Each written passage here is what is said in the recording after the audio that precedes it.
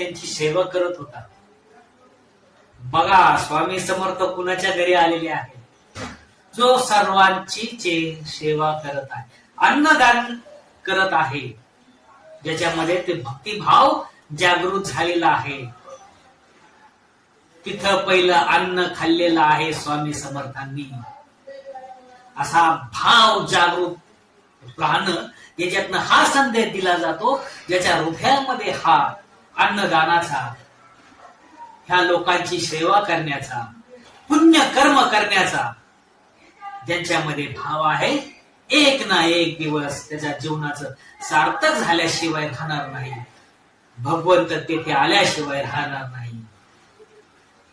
आपण जर करत असू, भुकेल्याला अन्न देत असू, तर काय सांगावं? कधी परब्रह्म येऊन आपल्या हातचं अन्न खाऊन निघून जात असेल, त्याचं फळ मृत्यू नंतर आपल्याला भेटत असेल.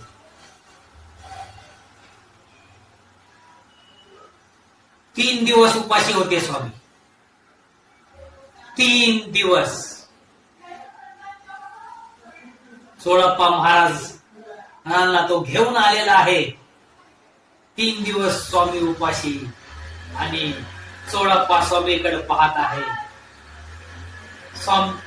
स्वामींची देह तेजस्वी काया, अप्रतिम तेज, ज्यानं सूर्य निर्माण केला असं तेजस्वी शरीर, ते तिथं खेळ मांडला, खेळत बसलो होतं. ते सांगत होत, हा खेळ मांडलाय, आता अक्कलकोट मध्ये खेळ मांडतोय, साऱ्या विश्वाचा खेळ इथे मांडणार आहे, इथनं संदेश ह्या विश्वाला देणार आहे. आपण आज सोळप्पा आणि स्वामी समर्थांची भेट पाहिली.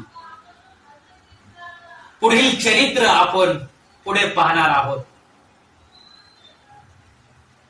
प्रत्येक चरित्रामधनं, त्यांच्या जीवन कार्यामधनं, त्यांच्या संदेशामधनं भगवंतांनी आपल्याला हा मुक्तीचा संदेश दिलेला आहे, ते आपण पाहणार आहोत. विश्वनिर्माता, ब्रह्मांड नायक स्वामी समर्थ यांच्या चरणी कोटी कोटी नमन.